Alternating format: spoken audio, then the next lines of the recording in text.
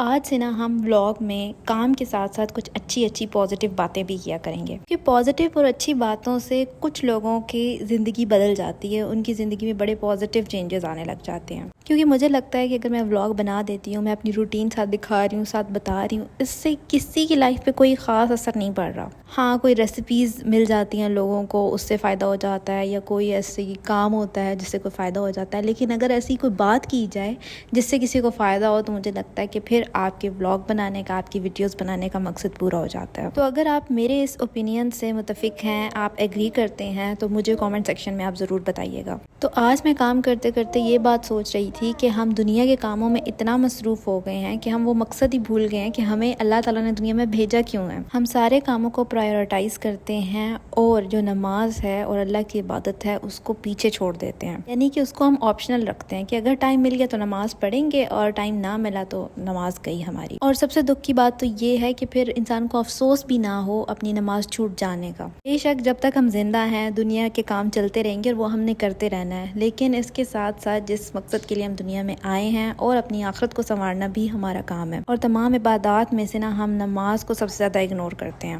روزے بھی لوگ رکھ لیتے ہیں، بے شک بے نمازی ہوں لیکن روزے رکھ ہی لیتے ہیں۔ اسی طرح اگر صاحب استطاعت ہیں تو حج بھی کر ہی لیں گے کسی نہ کسی عمر میں جا کے، زکوٰۃ بھی لوگ دے ہی دیتے ہیں، لیکن یہ جو 5 وقت روزانہ نماز پڑھنی ہے نا، اس کو سب چھوڑ دیتے ہیں۔ اور نماز ہی وہ عبادت ہے نا جس کی کوئی معافی نہیں ہے۔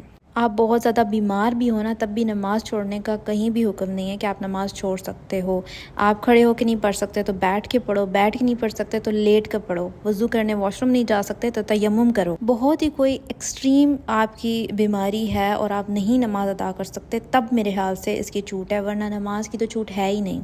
روزے کی تو پھر بھی کچھ چھوٹ مل جاتی ہے کہ اگر آپ رمضان میں بیمار ہو تو بعد میں اپنے روزے رکھ لینا، اور اگر بعد میں نہیں رکھ سکتے تو پھر فدیہ دے دو۔ لیکن نماز ایسی عبادت ہے نا جس کی کوئی چھوٹ نہیں ہے۔ اور دن میں 5 نمازوں کے لیے کتنا ہی آپ کو ٹائم چاہیے ہوتا ہے، ہر نماز کے لیے آپ نے 10 سے 15 منٹ بس نکالنے ہیں۔ کچھ لوگوں کا تو یہ کہنا ہوتا ہے نا کہ ہم ویسے ہی اتنے گناہ گار ہیں تو نماز کیا پڑھنی۔ بھائی آپ جتنے بھی گناہ گار ہو آپ نماز ضرور پڑھو کیونکہ یہ فرض ہے۔ اور دوسرا یہ کہ آپ نمازیں پڑھتے رہو گے تو کیا پتہ کہ آگے جا کے آپ کا دل بدل جائے اور آپ جو بھی برے کام کر رہے ہو وہ ختم ہو جائیں، آپ کے وہ آپ کرنا چھوڑ دو۔ میں اگر اپنی بات کروں تو میں کوئی پکی 5 وقت کی نمازی پرہیزی نہیں ہوں، میری بھی نمازیں چھوٹ جاتی ہوتی ہیں، بٹ نماز چھوٹ جانے کا جو گلٹ ہوتا ہے نا وہ میرے دل میں رہتا ہی رہتا ہے، کوئی بھی نماز میری چھوٹ جائے تو۔ سم ٹائمز فجر رہ جاتی ہے، اور کبھی کبھار آپ باہر نکلے ہوئے ہو تو عصر مغرب کوئی نماز رہ ہی جاتی ہے، یا 2-3 نمازیں بھی رہ جاتی ہیں، کیونکہ میرے اندر ابھی تک یہ عادت نہیں بنی کہ اگر آپ باہر ہو تو آپ وہاں پر کوئی مسجد ڈھونڈو یا نماز پڑھنے کی جگہ ڈھونڈو اور نماز پڑھ لو۔ انشاءاللہ وقت کے ساتھ ساتھ یہ ہیبٹ بھی ڈیولپ ہو جائے گی۔ آج کی یہ اسلامک مذہبی بات یہیں پر ہی ختم کرتے ہیں۔ اللہ حافظ۔